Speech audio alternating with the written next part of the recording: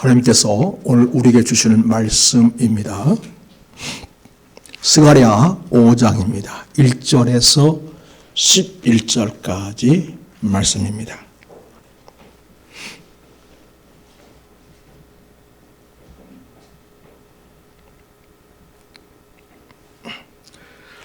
(5장 1절부터) 말씀을 제가 받들어 읽겠습니다. 내가 다시 눈을 들어 본즉 날아가는 두루마리가 있더라. 그가 내게 묻되 네가 무엇을 보느냐 하기로 내가 대답하되 날아가는 두루마리를 보나이다. 그 길이가 20규빗이요 너비가 10규빗이니이다. 그가 내게 이르되 이는 온 땅 위에 내리는 저주라. 도둑질하는 자는 그 이쪽 끝대로 끊어지고 이쪽 글대로 끊어지고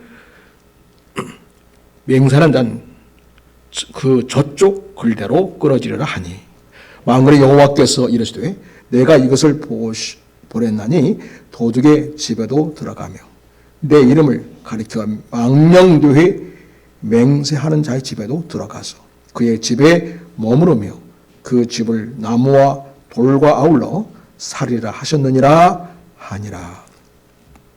내게 말하던 천사가 나와서 내게 이르되 너는 눈을 들어 나오는 이것이 무엇인지 보라 하기로 내가 묻되 이것이 무엇이니까 하니 그가 이르되 나오는 이것이 에바이니라 하시고 또 이르되 온 땅에서 그들의 모양이 이러하니라. 이 에바 가운데는 한 여인이 앉았느니라 하니 그때에 둥근 납 한 조각이 들리더라. 그가 이르되 이는 악이라 하고 그 여인을 에바 속으로 던져놓고 납 조각을 에바 아귀 위에 던져 덮더라. 내가 또 눈을 들어 본즉 두 여인이 나오는데 하악의 날개 같은 날개가 있고 그 날개에 바람이 있더라. 그들이 그 에바를 천지 사이로 들었기로 내가 내게만 한 천사에게 묻되 그들이 에바를 어디로 옮겨 가나이까 하니 그가 내게 이르되 그들이 신할 땅으로 가서 그것을 위하여 집을 지으려 함이니라. 준공되면 그것이 제 처소에 머물게 되리라 하더라. 아멘.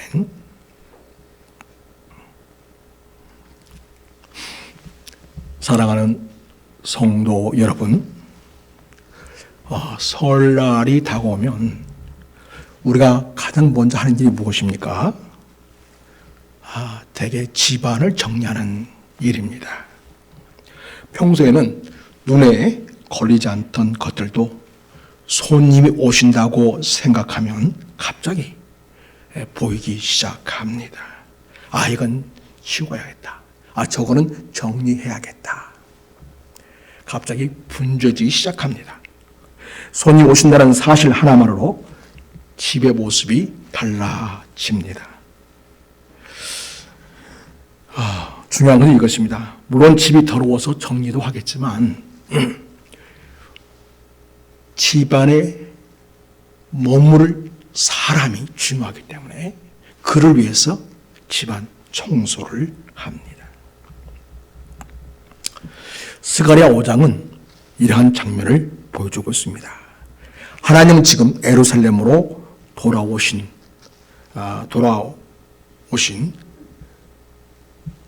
돌아온 백성들에게 말씀하십니다. 내가 너희 가운데 거하겠다. 그런데 주님이 머무시려는 그 자리에 여전히 치워지지 않는 죄가 있다면, 남아있다면 어떻게 되겠습니까? 그래서 스가랴 5장은 회복의 흐름 속에서 아주 의도적으로 죄의 문제를 다루는 그런 장으로 등장하고 있습니다. 이 장의 메시지는 확실합니다. 주님이 머무시는 자리이기 때문에 죄는 그대로 둘 수가 없다라는 것입니다. 오늘 말씀 본문을 통해서 우리가 하나님께서 우리에게 주시는 은혜를 생각할 때 첫 번째는 주님이 머무시는 자리는 말씀이 죄를 드러낸다는 것입니다. 오늘 본문에서 스가랴가 처음으로 보는 환상은 날아가는 두루마리입니다. 두루미가 아니고 두루마리, 둘둘 말아서 가지고 다닐 수 있는, 읽을 수 있는 성경을 기록한 두루마리입니다. 이 두루마리는 그래서 성경에서의 하나님의 말씀을 상징합니다. 그런데 이 말씀이 가만히 놓여 있지 않습니다.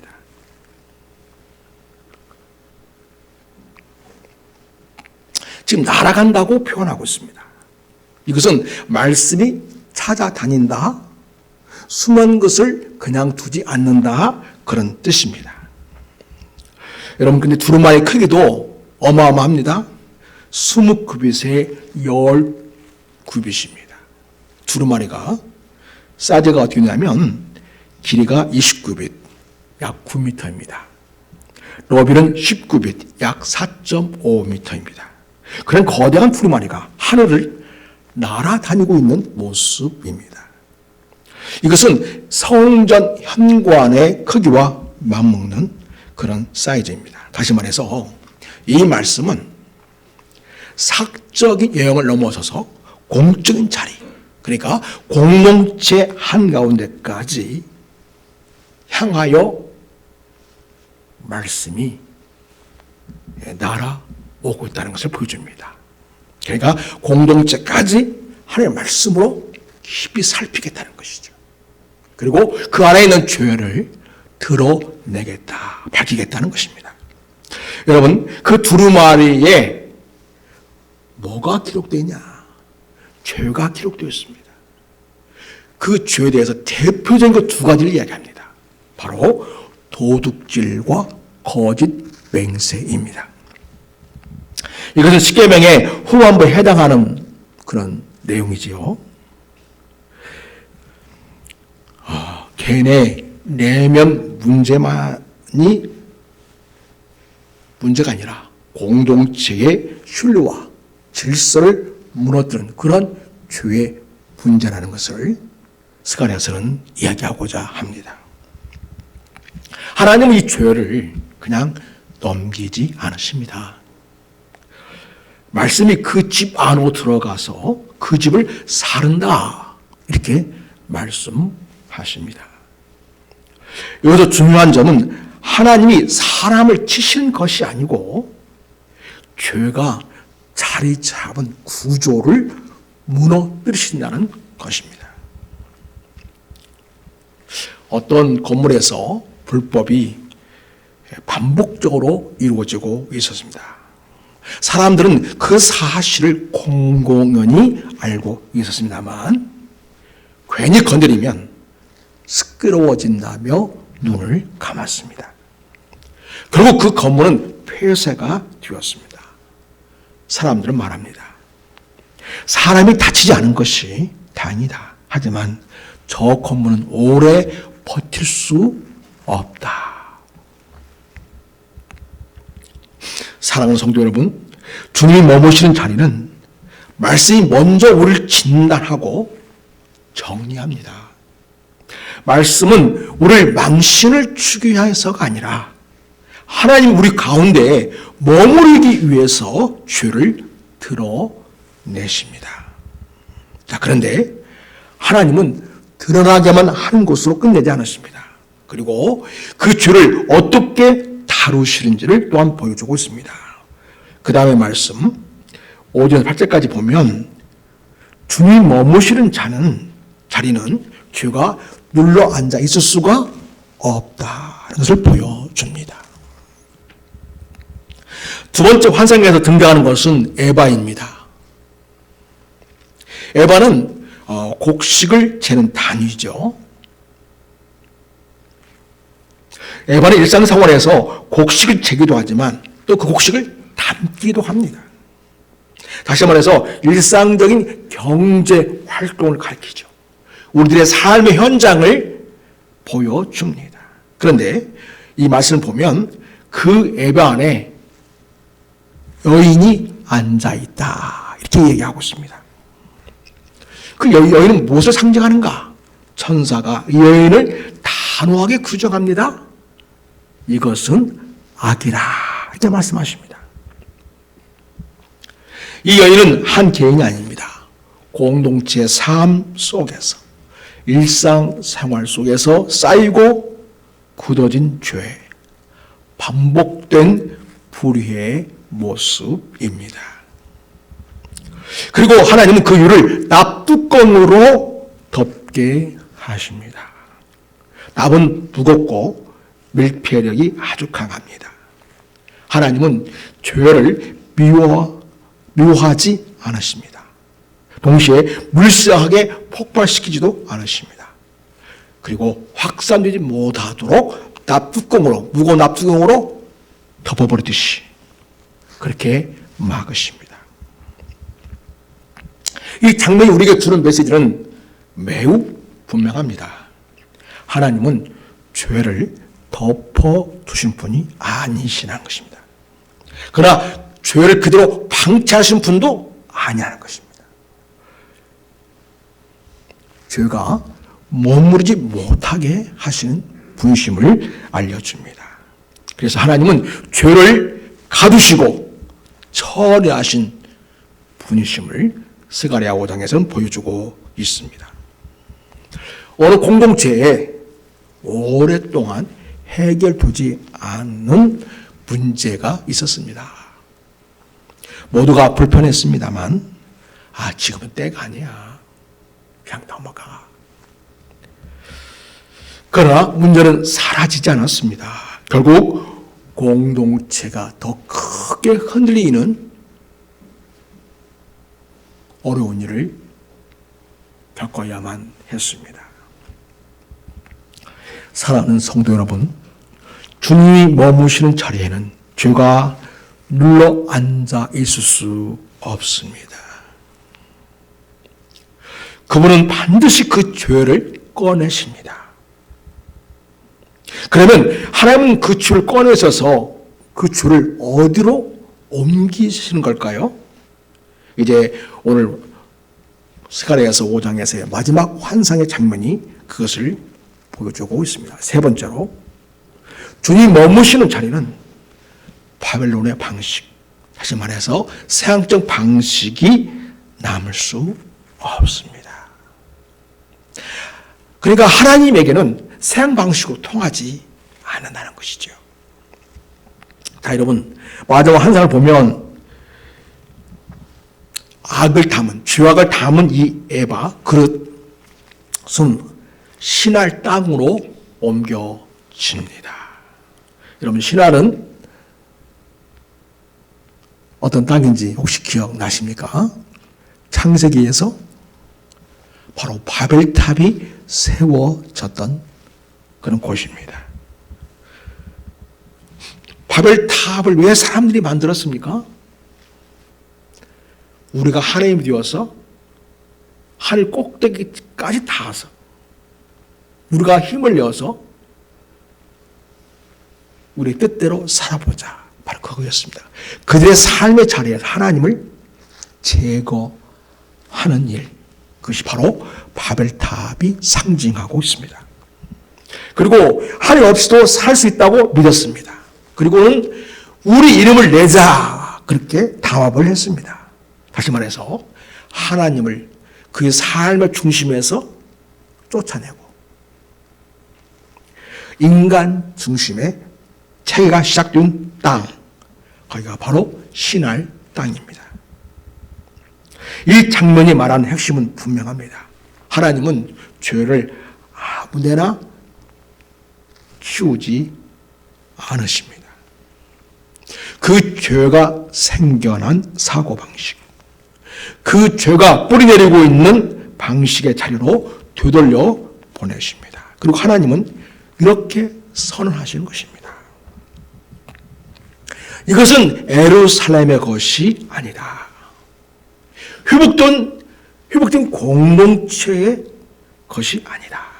그것은 바벨론의 방식이고 그래서 거기에 속한 것이니까 거기로 보내야 한다. 이렇게 말씀하십니다. 그래서 거룩한 하나님의 백성들이 있는, 그래서 하나님이 임재하시고 하나님이 머무시는 그 자리에는 결코 세상적 방식이 거기 눌러 앉아 있을 수 없다는 것을 보여주고 그것을 처리하시는 하나님의 모습을 보여주고 있습니다. 여러분, 지금 이스라엘 백성들은 이 스가랴서의 말씀을 들으면서 어떻게 하면 이스라엘을 회복할까 그런 생각을 가지고 있습니다. 포로에서 돌아온 백성들에게 하나님은 분명하게 말씀하십니다. 너희가 바벨론에서 나왔지만은 그러나 너희 안에 있는 그 바벨론의 방식은 저절로 사라지지 않는다. 그래서 내가 그것을 너희 가운데에 두지 않겠다. 이렇게 말씀하고 있습니다. 우리가 예수를 믿지만 여전히 세상적인 사고와 세상적인 방식의 삶을 하나님은 교회 공동체 안에 하나님이 다스리시는 자기 백성들 공동체에는 두지 않겠다라고 말씀을 하십니다. 그래서 여러분, 하나님이 머무시는 자리, 바로 당시의 백성들이 있는 그 자리에 머무시지 않습니까? 그 자리에는 죄가 머물고 있는 자리가 아니라는 것입니다. 죄가 처리된 자리이어야 한다는 것입니다. 하나님이 머무시는 자리는 그리스도 안에서 죄가 옮겨진 자리입니다. 사랑하는 성도 여러분, 스가랴 5장에서 죄는 분명한 이동 경로를 가지고 있습니다. 그것은 말씀으로 드러납니다. 공동체에서 분리가 됩니다. 그리고 결국 있어야 할 자리가 아닌 곳으로 옮겨집니다. 그렇다면 우리는 묻게 됩니다. 오늘 우리의 죄는 어디로 가야 합니까? 우리는 여전히 신할 땅으로 우리의 죄를 보내야 합니까? 아닙니다. 하나님은 이미 죄가 옮겨질 최종 목적지를 정해 주셨습니다. 그것이 바로 예수 그리스도의 십자가입니다. 십자가는 단순한 용서의 상징이 아닙니다. 죄가 실제로 옮겨지고 실제로 처리되는 그러한 자리입니다. 스가랴 5장에서 예배가 신할로 옮겨졌듯이 신약에서는 우리의 죄가 그리스도에게로 옮겨지게 되었습니다. 그를 전가되었다고 합니다. 사랑하는 성도 여러분, 십자가 앞에서 일어나는 변화는 분명합니다. 우리는 더 이상 죄를 안고 살며 버티는 사람들이 아닙니다. 넘어질까봐 조심하고 될까봐 숨기고 이번엔 잘해보겠다 하면서 죄를 붙들고 살아가는 사람이 아닙니다. 우리는 이제 그 죄를 십자가에 내려놓고 자유롭게 사는 사람이 되었습니다. 죄를 붙들고 조심조심 살아가는 사람들이 아니라 그 죄를 이미 예수님께 맡겨드리고 가볍게 사는 사람들이 되었습니다. 이제 우리는 이렇게 말할 수 있습니다. 이 죄는 더 이상 내 것이 아닙니다. 그리고 이 죄는 내가 관리해야 할 문제가 아닙니다. 이미 그리스도께서 담당하신 문제입니다. 죄는 훈련의 대상이 아닙니다. 내려놓아야 할 짐입니다. 죄는 잘 다뤄야 할 물건이 아닙니다. 그래서 십자가 앞에 내놓아야 할 짐입니다. 그럴 때 우리는 비로소 자유로워집니다. 무거운 가방을 내려놓은 사람처럼 어깨에 힘이 풀리고 숨이 쉬어집니다. 사랑하는 성도 여러분, 십자가는 좀 더 잘해보라 하는 그런 자리가 아닙니다. 이제 이 짐은 네 것이 아니다 라고 선언한 자리입니다. 어떤 한 사람이 무거운 가방을 들고 공항 검색대 앞에 섰습니다. 겉으로는 멀쩡해 보였습니다. 가방 안에는 반입이 금지된 위험한 물질들이 들어 있었습니다. 직원이 말합니다. 손님, 이 가방은 더 이상 들고 가실 수 없습니다. 그 사람이 이렇게 말합니다. 아니요, 제가 잘 관리하겠습니다. 그러나 직원은 단호하게 얘기합니다. 이건 더 이상 당시 관리하는 문제가 아닙니다. 이 짐은 여기서 처리되어야 합니다. 가방이 내려지는 순간에 그 사람의 어깨가 가벼워집니다. 억울해서가 아니라 비로소 자유로워졌기 때문입니다. 사랑하는 성도 여러분, 죄는 우리가 잘 관리할 수 있는 짐이 아닙니다. 하나님은 죄를 훈련시키라고 하지도 않으셨습니다. 버리라고 하셨습니다. 그 죄를 이미 그리스도께 옮기셨다고 말씀하십니다. 십자가는 좀 더 잘해보라는 그런 자리가 아닙니다. 이제 이것은 너의 것이 아니다. 그렇게 선언한 자리입니다. 그러면 성도 여러분, 우리의 결단은 분명합니다. 죄에 대해서 참는 것이 아니라, 죄에 대해서 합리화하는 것도 아니라, 그 죄에 대해서는 십자가로 가져가는 것입니다. 성령 충만한 삶이란 실수하지 않는 삶을 말하지 않습니다.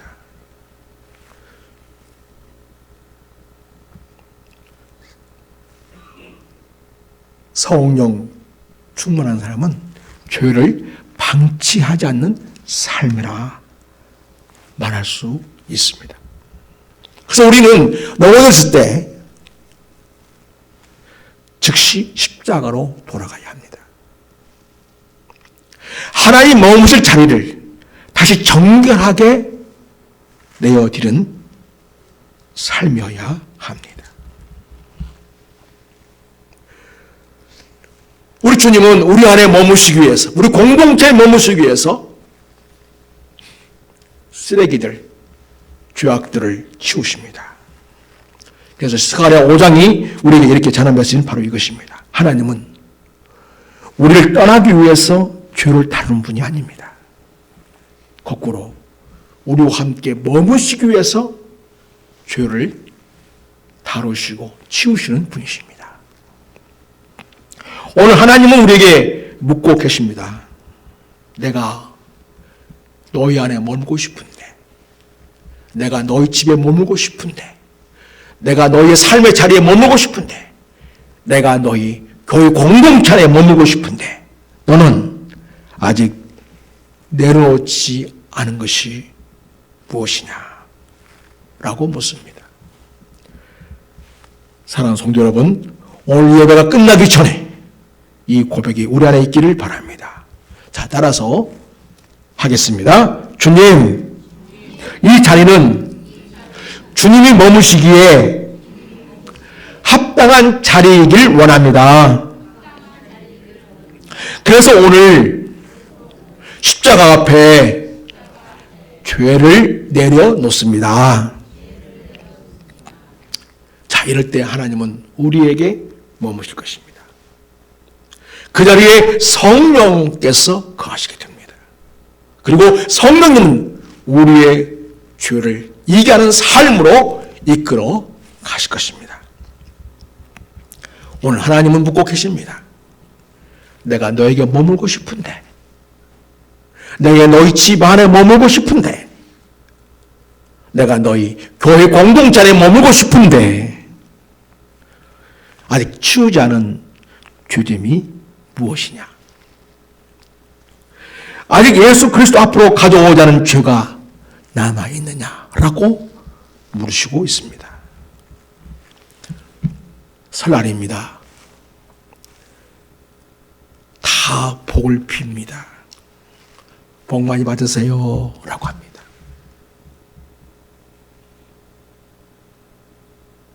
성경은 어떤 사람이 복을 누리는지 분명하게 알려줍니다. 우리가 잘 아는 시편 1편 말씀. 복 있는 사람은 악인들의 꾀를 따르지 아니하고 죄인들의 길에 서지 아니하며 오만한 자들의 자리에 앉지 않냐고. 온 여호와의 율법을 즐거워하고 그의 율법을 주야로 묵상하는 자로다. 그런 시냇가에 심은 나무가 철을 따라 열매를 맺으며 그 잎사귀가 마르지 아니함 같으니 그가 하는 모든 일이 다 형통하리로다. 죄를 따르지 않고 하나님의 말씀을 따르는 삶, 그게 바로 복받는 삶입니다. 또 주님 말씀하십니다. 마태복음 11장 28절에 수고하고 무거운 짐진 자들아 다 내게로 오라. 내가 너희를 쉬게 하리라. 진정한 쉼이라는 것은 요즘 젊은이들이 에어비에서 이 아파트 또 개인주택을 임대해가지고 하루 이틀 자유롭게 지내면서 즐겁게 지내는 거. 그렇게 해서 물론 육신은 또 정신적으로도 마음이 이완이 되면서 육체적인 쉼은 있겠습니다만 진정한 영혼의 쉼은 그런 방식으로 결코 주어지지 않습니다. 수고 무거운 짐을 진 우리 인생들은 예수님께 와서 그 인생의 짐을 맡길 때에 우리는 비로소 쉴 수 있습니다. 우리는 나름대로 쉼을 누리기 위해서 많은 기구도 살고 많은 여행도 계획하고 이렇게 저렇게 여행제나 좋은 곳이라는 건 다 나름대로 분석하고 연구하고 그중에서 저렴하면서도 영양가 있는 좋은 곳으로 살려고 애들씁니다. 그러나 여러분 아무리 그렇게 해도 우리 수준으로는 도움이 되겠지만 우리 영혼에게는 여전히 죄의 문제가 남아있습니다. 우리 영혼의 쉼은 이 죄의 문제가 처리되어야 진정으로 우리에게 찾아들게 됩니다. 그 짐은 오직 예수 그리스도만이 맡을 수 있는 짐입니다. 성도 여러분, 오늘 집으로 가시기 전에 여러분의 인생의 모든 죄됨을 주 예수 그리스도의 십자가 앞에 내려놓고 가시기를 바랍니다. 다 내게로 오라. 내가 너희를 쉬게 하리라 하신 이 말씀을 따라 인생의 모든 죄점을 예수의 십자가 앞에 내려놓고 말씀과 성령의 인도하심을 따라 살아감으로써 하나님이 거하시는 머무시는 여러분이 될 수 있기를 바랍니다. 우리 주님이 함께 하시는 여러분 그리고 여러분의 가정들 우리 교회 공동체가 되기를 예수님의 이름으로 축복합니다. 행복하고 즐거운 설 명절 예수님과 함께 예수님 안에서 복되게 보낼 수 있기를 축복합니다. 우리 합심해서 기도할 테인데 첫 번째로 주님 우리의 죄를 십자가로 옮기게 하소서라고 기도하시길 바랍니다. 주님 더 이상 죄를 관리하려 하지 않게 하시고 숨기고 합리화했던 죄를 내려놓고 이미 그리스도께서 담당하신 십자가 앞으로 정직하게 옮겨놓는 믿음을 우리에게 주시라고 기도하시기 바랍니다. 두 번째로 하나님 머무시기 합당한 자리로 비워지게 하소서라고 기도하시길 바랍니다. 주님 우리가 붙들고 있는 이 죄라고 하는 악이라고 하는 애반을 보게 하옵소서. 주님의 임재를 가로막고 있는 죄를 그대로 두지 않게 하시고 하나님 기쁘게 거하실 수 있도록 우리의 마음과 삶의 자리를 깨끗이 비우게 해 주십시오라고 기도할 수 있기를 바랍니다. 세 번째, 성령으로 죄를 이기며 사랑하게 하옵소서. 성령님, 죄와 타협하지 않는 민감한 마음을 주옵소서. 넘어졌을 때 즉시 십자가로 돌아가게 하시고 날마다 거룩함으로 우리를 이끄셔서 하나님 머무시는 삶을 살아내게 하옵소서라고 기도할 수 있기를 바랍니다. 우리 주여 한번 크게 주님 부르고 같이 하시면서 기도하겠습니다. 주여 하나님 아버지 오늘 시간 말씀을 통하여 다시금 우리 안에 있는 죄의 짐이 있는지를 우리 자신들이 깨닫게 되기를 원합니다.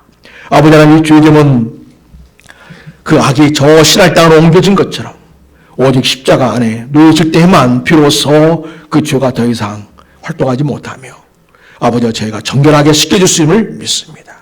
주님, 저희가 죄를 관리하려 하기보다는 주 앞에 솔직하게 내려놓고 주님, 나는 부족합니다. 연약합니다.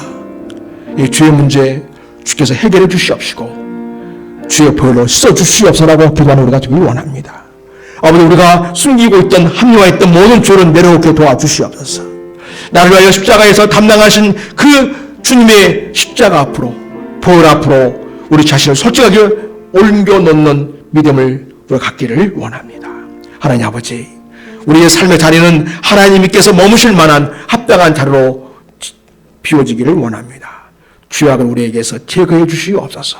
우리가 붙들고 있는 애발을 포기해 주시옵소서. 주의 임재를 가로막고 있는 죄를 그대로 두지 마시옵소서.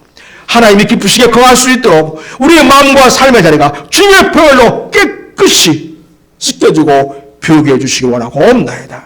하나님 아버지, 성령께서 우리가 주를 이기며 살아가도록 도와주시옵소서. 성령님, 우리가 죄와 타협보다는 민감한 마음을 주시기 원합니다.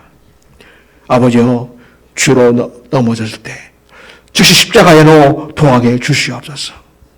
남아 우리를 거룩함으로 이끌어 주셔서 하나님께서 우리 안에 머무시는 삶을 살아내는 자로, 하나님의 자녀로 살아가게 하시옵소서. 걸어가신 하나님 아버지, 오늘 말씀을 통해 분명하게 하시니 감사합니다. 주님은 죄를 눈감아 주시는 죄 머무시는 분이 아닙니다. 죄를 드러내시고 옮기시고 처리하신 분이시며 그 자리에 거하시는 분이심을 고백합니다. 주님, 우리는 너무 자주 죄를 내려놓기보다는 우리가 어떻게 해보려고 했습니다. 버리기보다는 붙들고 살았습니다. 그럼 오늘 십자가 앞에서 고백합니다. 이 짐은 더 이상 우리가 들 것이 아닙니다. 예수 그리스도께서 이미 담당하신 죄를 더 이상 붙잡고 살지 않게 하옵소서. 십자가 앞에 내려오는 참된 회개의 은혜를 허락해 주시기 원합니다. 성령님, 우리 안에 거하시옵소서. 하나님이 머무시기 합당한 삶으로 날마다 다듬어 주시옵소서. 우리가 죄를 미워하게 하시옵소서. 거룩함을 사모하게 하시옵소서. 넘어질 때마다 다시 십자가로 돌아오게 하옵소서. 오늘 이 예배 이후의 삶이 하나님이 기쁘게 머무시는 차례가 되기를 원합니다. 우리들의 가정, 우리들의 교회 공동체가, 삶의 공동체가 주님의 임재로 채워지게 하고옵소서. 우리의 죄를 옮겨 다 받아주시고 주를 씻겨주시고 우리를 또한 새롭게 하시는 주 예수 그리스도의 이름으로 기도드립니다. 아멘. 우리 다 함께 195장 찬송하면서 헌금